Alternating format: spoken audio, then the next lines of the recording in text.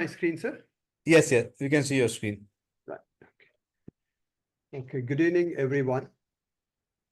So I'm Dr. NandaKishore. I'm a pediatric intensivist from Hyderabad. So I'm going to discuss about analgesia and sedation when the patient is on ECMO. So this is not moving just. Yeah. So nothing to disclose from my side, but one disclosure is I'm assuming most of you are intensivists or taking care of the sick patients in ICU, already been using analgesia and sedation. And I'm not an anesthetist. I'm a pediatric intensivist. My background is a pediatrician. I've done intensive care. So some of the anesthetic aspects I may not be well aware of as well as much as you. So please bear with me in that aspect. But when it comes to ECMO, I'm not going to discuss about when the patient is in ICU on ventilator, how to do a sedation and analgesia. So what I'm going to touch base on briefly is specific aspects related to when the patient is on ECMO. So when the patient is on ECMO, is like a very sick patient in ICU. So what are the general principles you would apply for a patient in terms of sedation and analgesia? Same things, principles would apply for the patients on ECMO also. But there's certain things you need to be aware where you need to modify your strategies slightly differently. So those things I'm going to address those issues. So as you know, ECMO is one of the most invasive modes of treatment in ICU today. So many of them are in ECMO plus ventilator plus dialysis or some other supports. So they would need a good analgesia and sedation. And it's one of the important aspects to run the patient care and run ECMO safely.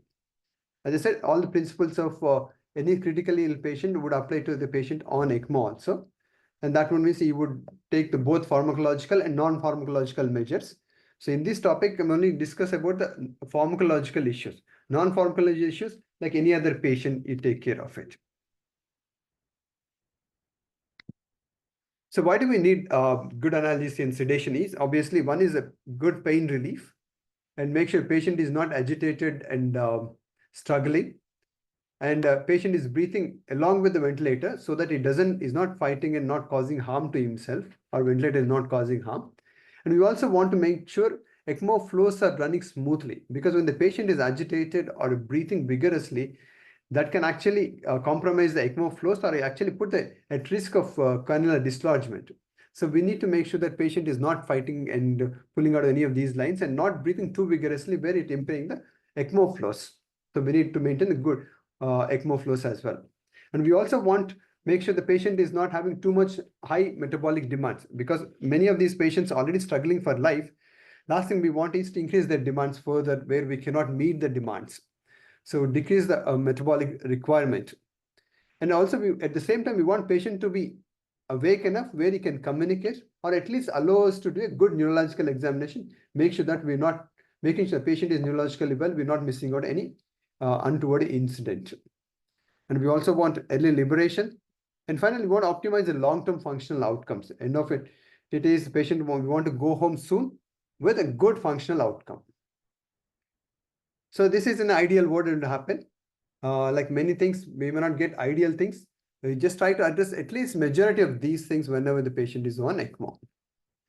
But there are certain challenges when the patient is on ECMO. This flow diagrams nicely illustrates for two reasons. One is patient is very critically well and they may have a multiple organ dysfunction, especially kidneys and the liver, where the drug metabolism happens or elimination happens.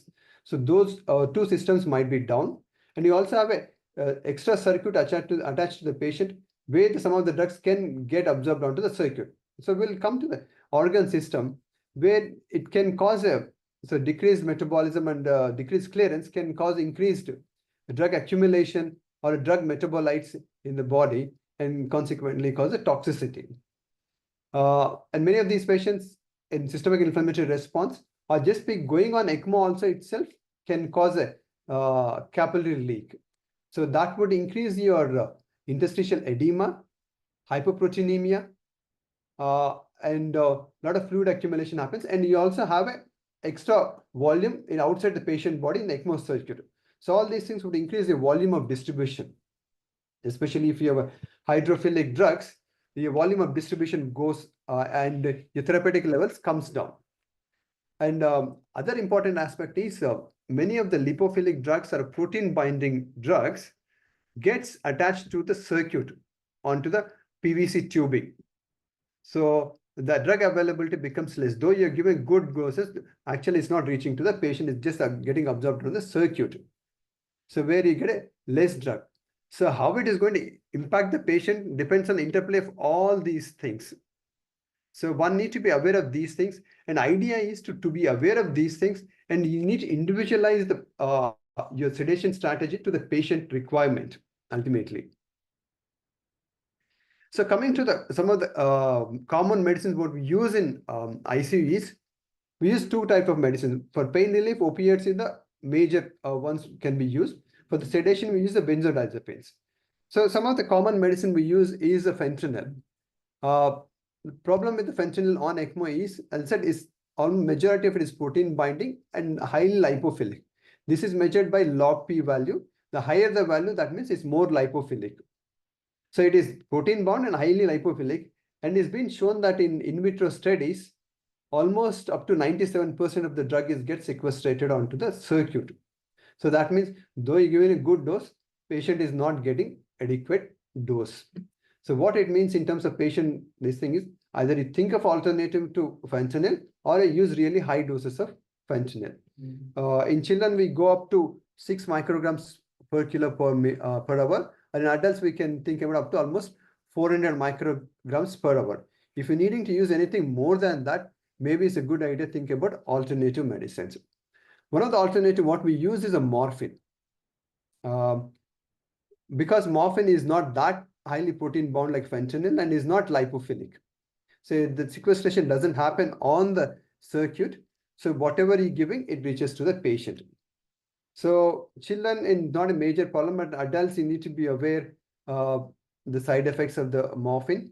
And if you have a concomitant renal failure, it gets accumulated in the body. So you need to be aware of those things. Hydromorphine is another alternative, but is not available. Oxycodone and methadone is more of an oral substitutes in case if you're thinking of a long-term ECMO where the patient is on ECMO for a few weeks and you cannot go up on these fentanyl or morphine, and then you can substitute with this oral opiates. Coming to benzodiazepines, again, common ones what we use the midazolam. Again, this is also highly protein bound and highly lipophilic. So this is also gets sequestrated on the circuit. Again, consequences to the patient is they really need high doses to achieve the sedation goals. Alternative would be either you can use a lorazepam or a clonazepam. But the problem with the lorazepam is doesn't happen in sequestration as much as the midazolam. But problem with it is a highly osmolar solution, and there's accumulation of polypropylene glycol toxicity can happen. So you can use it for a short period of time, but not for a long period of time. Clonazepam is an alternative as an oral form. We can use it. Diazepam generally not advisable because of side effects, and it's mostly gets sequestrated on the circuit. So alternative is you can use the midazolam, and other practical issue. What we tend to come over with, we start midazolam and supplement that with a dexmedetomidine as a combination. So that's where the non-benzodiazepine sedate is going to be helpful. Dexmedetomidine is also highly protein bound, but not as lipophilic as midazolam. So it can get sequestrated on the circuit. So what we use combination of both midazolam and dexmedetomidine to get the desirable effect. Propofol can be used, as Pranay sir said, it's very it's a lipid solution basically. So most of it gets absorbed on the circuit.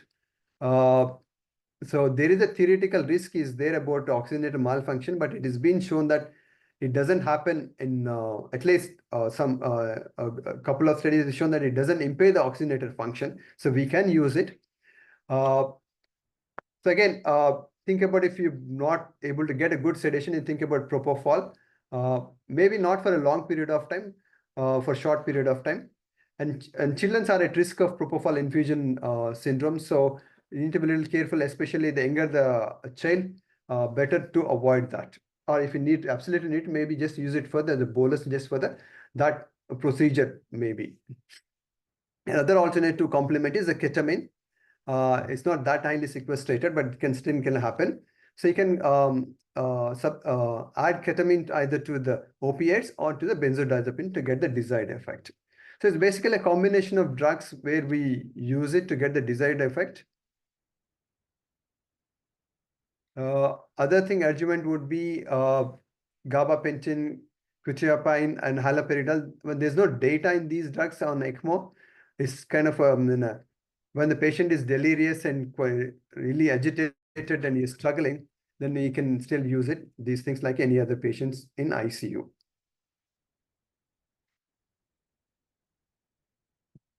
So this is one of the strategies. What I found it useful for myself is when you start a patient, get a sedation goal. So that would be select the lightest possible sedation appropriate for the clinical scenario. So what it means is when you're actually initiating a ECMO, you would need a deeper sedation for cannulation and going on ECMO. And a certain veno-venous or a central ECMOs, they would need a deeper sedation. But other than that, when the patient is stable, like Pranay said, when the patient goes on ECMO, stabilizes after 2-3 days, then he can lighten the sedation to see whether we can maintain adequate flows. At the same time, patient can be comfortable and communicative. And especially if he is a primary cardiac ECMO, where the lungs are normal, you can actually think of lightest sedation or maybe extubate the patient on ECMO. So coming to your analgesia goal is start with fentanyl infusion. High dose may be required. If you're really needing very high doses, think of morphine or add ketamine as in addition. Similar thing with midazolam also, high dose midazolam would be needed. And you can supplement with the dexmedetomidine or consider propofol if you need to use deep sedation for a short period of time. And also consider ketamine if you have side effects with a dexmedetomidine like a bradycardia or hypertension. Then if the patient is delirious, you can use antipsychotics depending on the requirement. An important thing aspect is to reassess analgesia sedation goals and the sedation level on a daily basis. And there's many scores are available. So I'm not going to go in detail of those things, but whatever your unit has been using for the sedation scores, you can use for the same ECMO patients as well. But that has to be done on a daily basis. And during the morning ward run, one of the point would be to what is the analgesia and sedation goal. So it's not that every patient has to be deeply sedated and not moving at all. And consider sedation holidays when the patient is stable on ECMO. You can consider sedation holidays. I do understand our units are not well equipped in the sense we're not trained or we don't have enough staff. So you need to take those things into consideration before coming down the sedation. But ideal would be if you have a good nursing cover and probably do it during the daytime hours rather than the nighttime hours. Coming to last step, paralysis. You have to consider the case-by-case basis. It's not that a patient is on ECMO doesn't qualify for paralysis. So, obviously, when the patient goes on ECMO during initiation, you have a deep sedation with paralysis. And then you continue that until the patient gets stabilized. And when the patient is stabilized, come off paralysis and see when the patient adequately sedated, whether we need to go up and down the sedation. And other scenarios where you would need a paralysis is patient is agitated on ECMO to the point where they're taking a deep breaths and they're not able to maintain the ECMO flows, or the patient is hypoxic even with a high flow on ECMO, then you would consider paralysis. But otherwise, routinely paralysis is not needed. And any procedures also, if you're proning the patient or if you're doing any procedures, maybe you would need for that short period of time. So monitoring, there are a lot of scales are available. Whatever the unit you've been using it, please use that. Richmond agitation sedation score is one good scale where we can use it. We're really aiming for the 0 to -2 in that, where the patient is comfortable, but at the same time is communicative, or we can do a good neurological examination. EEG is only needed in special circumstances.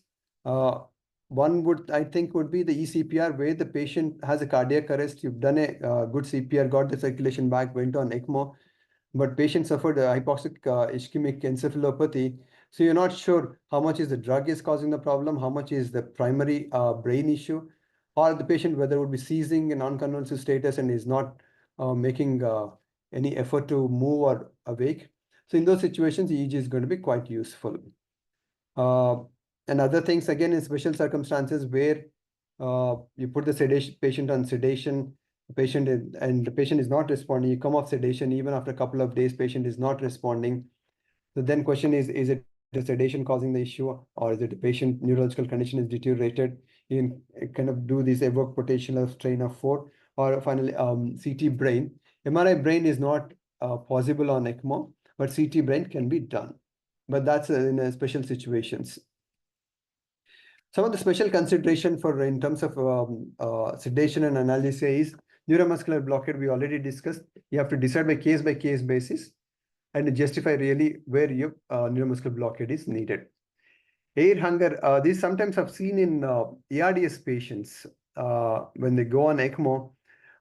Even though your gas exchange is taken care by ECMO, where your good oxygenation, carbon dioxide level is normal, still they will be breathing heavily as if they're not able to breathe for themselves. So that air hunger is seen because of the inflammation in the lungs, where your specific receptors gets triggered by those inflammation, they have air hunger. So in those situations also, better to deeply sedate them, plus or minus paralysis, depending on the requirement.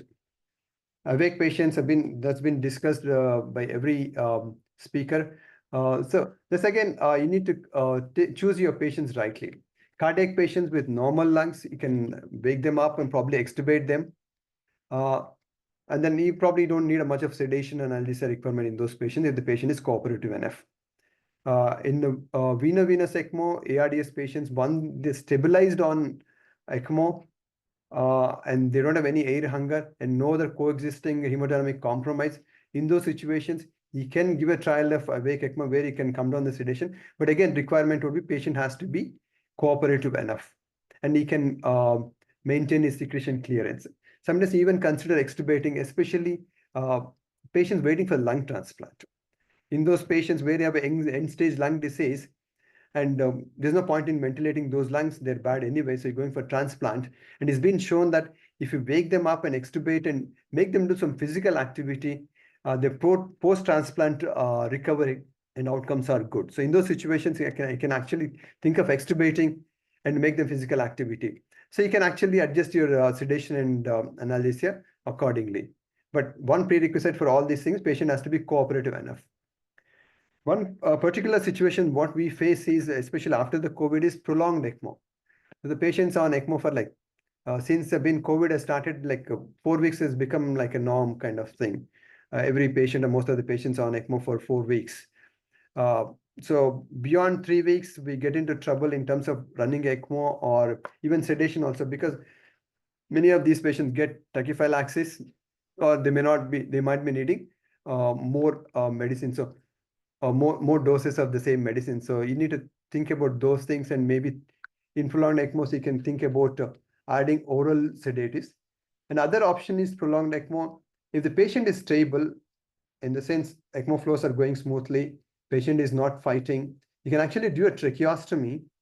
That decreases your sedation and analgesia requirement significantly, and have a minimal sedation and analgesia and wake the patient up. And you can still ventilate the patient with tracheostomy. So you can consider that. And many times patients on renal replacement therapy also, so you need to be aware how it's going to eliminate the drug. If something gets eliminated on the renal replacement, then you need adjustment doses according to that. One of the things is prolonged effects of sequestrated drug even after stopping it. So as I talked about this, many of these lipophilic drugs or protein bonding drugs get sequestrated on the circuit. So it gets attached to the circuit. And it gets attached to the point where its circuit gets saturated completely. And after that, you may not have high requirement for the patient. But once you stop the medicine also, the sequestrated drug gets released into circulation slowly. So the effect may not go off easily. So one need to be aware of that issue. So even though you stop the medicine, because the medicine is already attached to the circuit, that gets slowly released back into the circulation. So you can have a prolonged effect because of that. So this is the cardiac patient who was a myocarditis, 12-year-old girl, went on VA ECMO. So if you see her, she's on full ECMO, but extubated just a facial mask oxygen. So her lungs were good. So she was on full ECMO flows going on at the moment, but lungs were good. So we were able to extubate. We initially intubated, went on ECMO. A day later came off ventilator on full ECMO flows. At the end of the week, her cardiac function was better. So we reintubated again and decannulated her. So the period of duration of extubation, we hardly used any analgesia sedation. So sedation to nil. We used some analgesia, small dose of fentanyl just to keep her pain-free. This is adult patient who is on ECMO, prolonged ECMO more than like 3 weeks. So we did a tracheostomy. So that helped us to come down the sedation requirement significantly. So he was on full ventilator. Ventilators here is an ECMO flows going on, but he's still awake enough to communicate what his requirements or needs. The other issues is when you change any circuit or oxygenator or any component in the circuit, that also causes issues because many of these drugs which gets sequestrated on the circuit, when you change the circuit, it can happen again.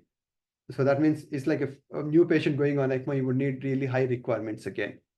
So you need to be aware of when you're changing any circuit component. Obese patients, especially they have lipophilic drugs gets into adipose tissue. So you would need a high requirement of lipophilic drugs like fentanyl and midazolam. And similar reason, like they gets back into circulation once you stop it. So you have a prolonged effect because of that. Transport within the hospital, if you're taking for the patient to CT scanner or one floor to other floor or between hospitals, you will need to make sure that the transport is safe enough. So generally we deeply sedate, plus or minus paralyze for the short period of time, generally, to make sure the transport happens safely. Any procedure happens, it's like any other procedure in ICU. So you can, if you need to use any short anesthetic, you can use it. But there's just one word of caution is, if you're using inhalation anesthetics, be aware that gas suction, at least in ARDS lungs, bad lungs, the gas suction may not be that good enough. So you may not get that desired effect. And secondly, if the patient is on VA ECMO, where you're bypassing the lungs, so even though you give inhalation anesthetic to the lungs, it may not be absorbed in the blood circulation as much as you want. So you may not have a desired effect in those situations also. So those couple of things, just be aware of that. Otherwise, you can use inhalation anesthetics. But generally what we use is IV sedation and analgesia with paralysis for if you're doing any procedure, depending on how painful a procedure or what kind of procedure you're doing it. Pediatric patients, one issue with pediatric patients is especially the younger the patient, suppose I've taken a neonate on ECMO, which is the 3 kilo baby, your blood volume of the patient would be around 250 ml. And ECMO volume itself is another 250 ml. So you're almost doubling up the volume. So any medicine you're giving it is going to double dilute in those situations. So the more younger the patient, the effect is going to be more. It can still happen in adults, but compared to adult volume of 5 liters and 700 ml of ECMO volume, it's not that much, but in a pediatric patient, it's significant volume. So one needs to be aware of those things. You would need a more loading dose or more frequent dosing of the sedation and analgesia. So to conclude, so adequate analgesia and sedation is an important aspect for ECMO run. And to run it safely, we need to take care of adequate analgesia and sedation. One need to be aware of pharmacokinetics and pharmacodynamics.